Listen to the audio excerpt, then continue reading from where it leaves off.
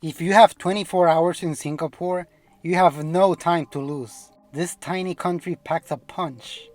You might look at the map and think you'll see everything because it's small, but that is not the case, my friend.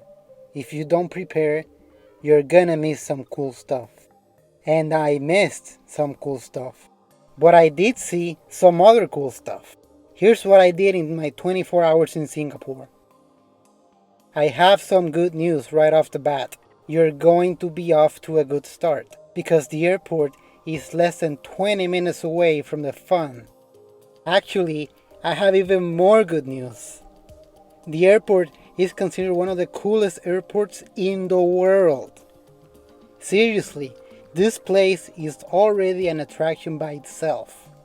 But I get it. You don't want to be in an airport for too long. So let's head to the city. I landed in Singapore around 10 a.m.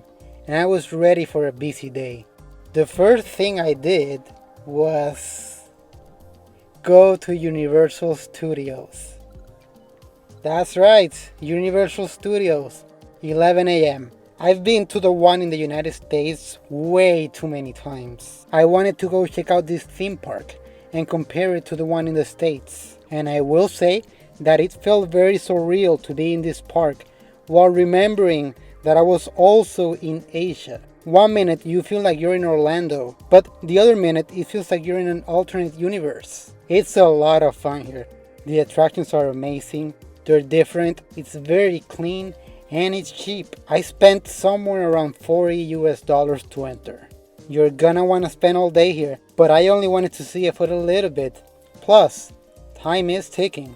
There's only 24 hours after all. 2 p.m. I took a taxi to the ArtScience Museum. I was intrigued by the architecture. It looked like a giant cracked egg, and I just had to see what it was all about. I'm glad I did. Inside, you will be amazed by the stunning lights, art pieces, and interesting science. I personally love modern museums like these, and I recommend you stop by. I spent about 2 hours here. 4 p.m. I walked around Bayfront Avenue and I took my sweet time because everything was just so beautiful and clean. You'll see a big lion fountain shooting water out of its mouth. This is the Merlion, and a lot of people take all sorts of creative photos with the water stream. They'll usually place their hands and catch the water, or they'll open their mouth as if they're drinking it. I'll leave that decision up to you. Of course, I had to go check out the Marina Bay Sands Hotel. This is a landmark, and you can check out the observation deck even if you're not a guest. I spent about $18 to go up there, and it was worth it because you feel like you're on top of the world. You can have a drink up there, but you'll need to be a guest to use the swimming pool. 6 p.m.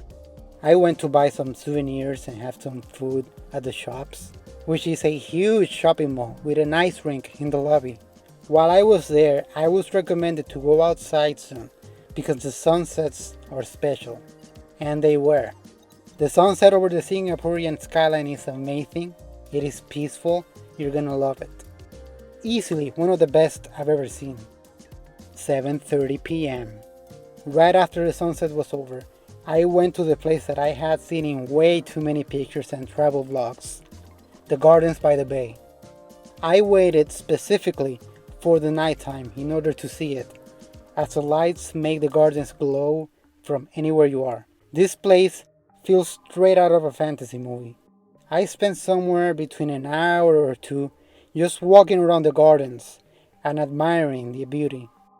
9 p.m. After the gardens, we finished our night at a walk across the Helix Bridge. This is a beautiful and quiet walking bridge with amazing views of the city. It was so good that we crossed it 3 times. Now I must admit, I was so tired of walking by then. So I was happy to call it a night. But something that you might be interested in is the nightlife in Singapore.